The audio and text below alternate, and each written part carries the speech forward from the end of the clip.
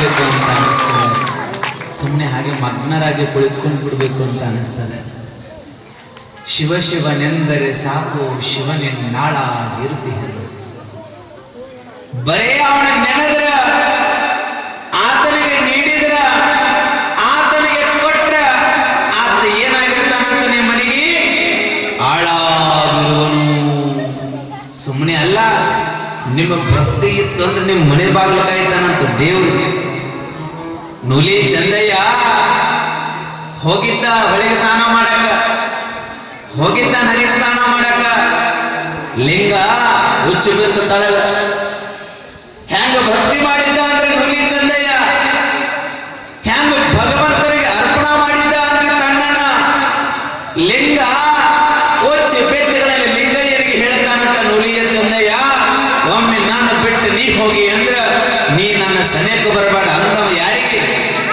ಲಿಂಗಕ್ಕ.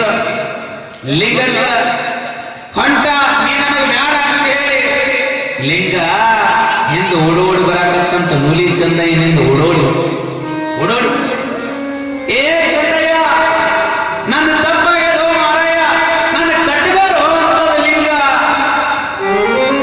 ನಾವು ಗುಡಿಗೆ ಹೋಗಕ್ ತಯಾರಿಲ್ಲ, ಗುಡಿಯಾಣ ದೇವ್ರ ಹಿಂದ ಬೆನ್ನ ಹತ್ತಾಣ, ಹಿಡ್ಕೊಳಕ್ ತಯಾರಿಲ್ಲ, ಹಿಡ್ಕೊಳಕ್ ತಯಾರಿಲ್ಲ.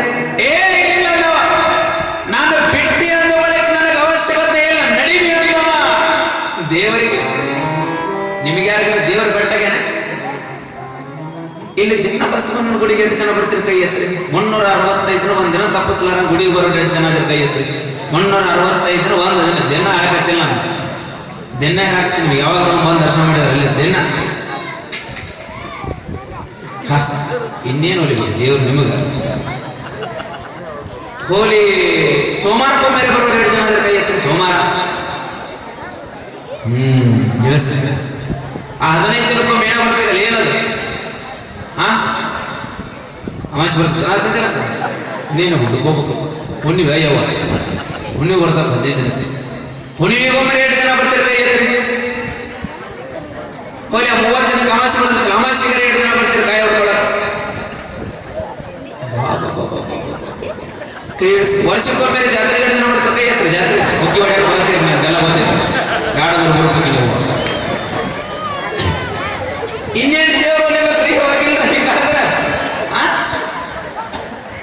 ದೇವರು ಇಟ್ಕೊಂಡು ದೇವರ ಗುಡಿ ಹೋಗಲ್ಲ ಅಂದ್ರೆ ದೇವ್ರು ನಾವು ನೋಡ್ತಾನಂತ ಮಾಡಿ ಏನು ಎದ್ದು ದೇವರನ್ನು ಬಿಡೋದು, ದೂರ ದೂರ ದೇವ್ರಿಗೆ ಹೋಗಿ ಅಡ್ಡ ಬೀಳೋದು, ಅಡ್ಡ ಬೀಳೋದು, ಅಡ್ಡ ಬೀಳಕ್ಕೆ ನಗತ್ತಿಲ್ಲ. ಎದ್ದು ದೇವ್ರ ಗಂಟೆಗೆ ಪಾದ ಹಿಡಿರಿ. ಈ ಬಸವಣ್ಣ ಸಾಮಾನ್ಯದನಂತ ಮಾಡಿರಿ ಏನು? ಸತ್ತವ್ರಿಗೆ ಜೀವ ಕೊಟ್ಟವ, ಹೊರಗಿದ್ದವ, ಸತ್ತವ್ರಿಗೆ ಜೀವ ಅಂತ ಶಕ್ತಿ ಇದೆ ಜೈನಾಪುರ ಒಳಗಡೆ, ಶಕ್ತಿ ಇದೆ.